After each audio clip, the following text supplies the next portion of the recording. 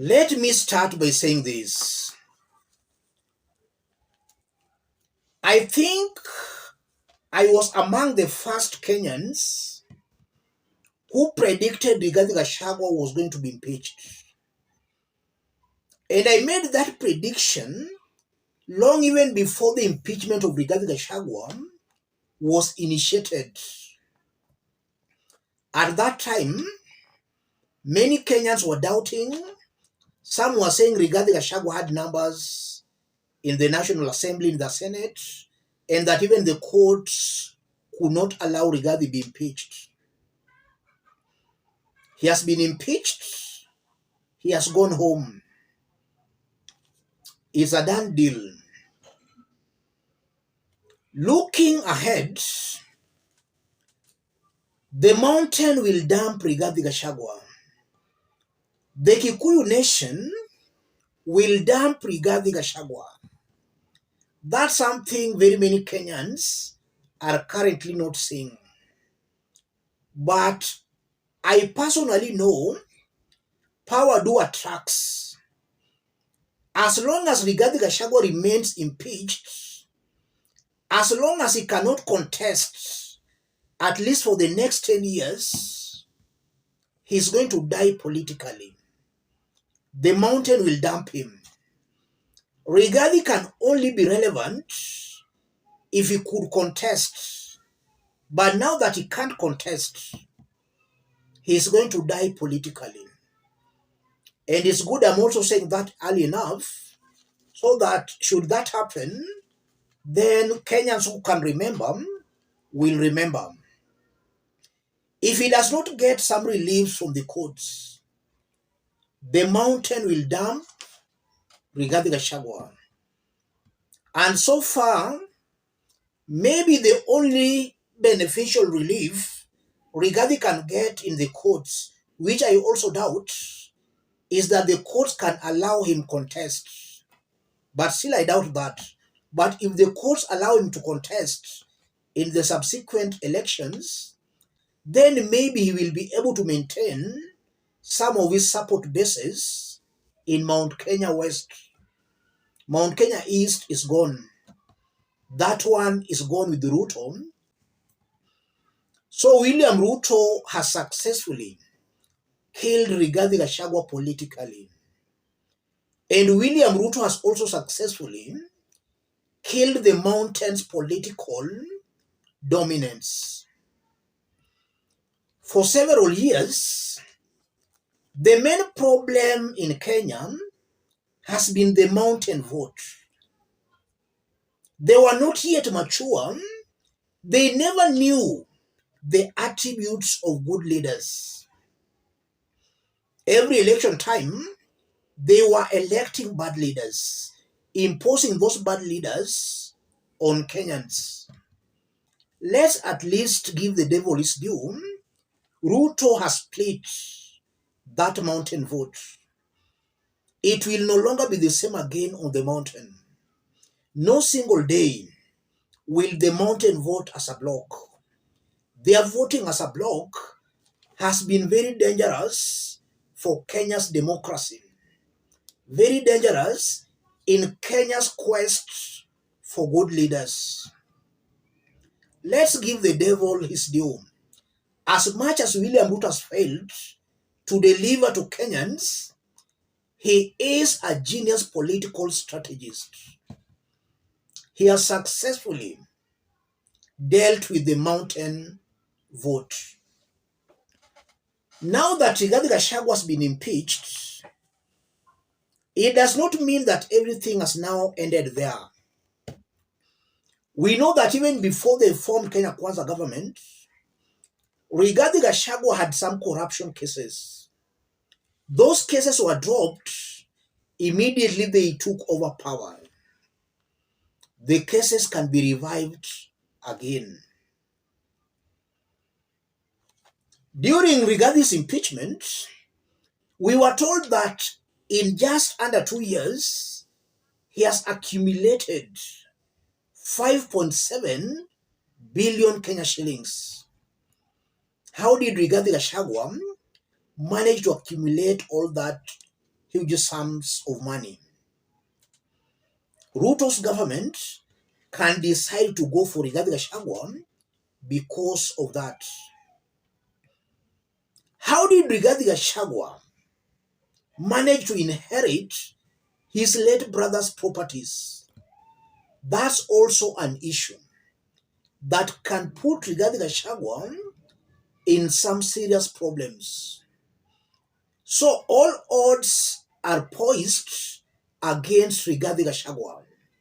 Rigathi will not be able to continue fighting William Ruto. He will be forced to lie low like an envelope. If he talks, William Ruto's government will go for him, and Rigathi will not like it. Even remaining or staying in Kenya for Rigathi will be too dangerous. We might even see a Rigathi Gachagua running away from Kenya. He'll only enjoy his peace provided he will keep his silence. And that's why I strongly believe Rigathi is dead politically. He was only relevant because he was talking. He had the power as a deputy president. Power do attracts. Now without power, no leader will be angling around Rigathi Gachagua. They will dump him. After all, what will he offer them? I believe Rigathi has been killed that way. He might not rise again politically. New leaders will emerge. This is why I believe Ruto is a political genius. He has acted fast. He looked at the bigger picture very early. If William Ruto could have been patient with Rigathi, maybe for the next 2 or 3 years, Rigathi could have been too strong to be stopped. Maybe the entire mountain, including the east, could have been solidly behind Rigathi Gachagua. William Ruto looked ahead and he decided to kill Rigathi politically before he matured fully into the mountain's de facto political leader. Uhuru made a very big blunder. He was too patient with Ruto. Ruto never wanted to make that blunder Uhuru made. Raila also made a blunder. He was too patient with Ruto. Ruto teamed up with Kibaki and Uhuru, and Raila lost in 2013 simply because he was too patient with Ruto. Ruto has learned from Raila Odinga. He has learned from Uhuru Kenyatta. And that's why Ruto has acted very fast in good time. So for those who are still thinking that Rigathi will control the mountain, wake up. Rigathi will lose that mountain support. He's dead politically. Rigathi is dead. As I conclude, one thing that makes Kenyans also hate Ruto's government is corruption. It's being seen that Ruto is the person sanctioning corruption. If William Ruto can fight corruption, Kenyans will start having faith and confidence in him. And William Ruto can pull a surprise on Rigathi Gachagua and his supporters, because currently, those against Ruto, those who believes now is corrupt, maybe are Rigathi Gachagua sympathizers or Kalonzo sympathizers. William Ruto can pull a fast on them by now going for Rigathi. In his attempt to prove to Kenyans that he's not corrupt, he can decide to start by going for Rigathi. He can decide to set an example by going for Rigathi Gachagua. How will Rigathi Gachagua explain how he got 5.7 billion Kenya shillings in just under 2 years? Ruto should go that direction by making sure Rigathi accounts for the 5.7 billion Kenya shillings.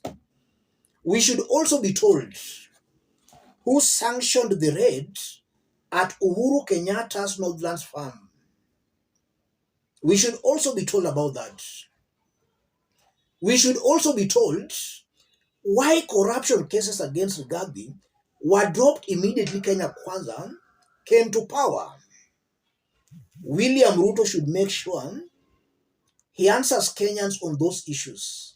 And by answering Kenyans, we should see some serious arrests being made.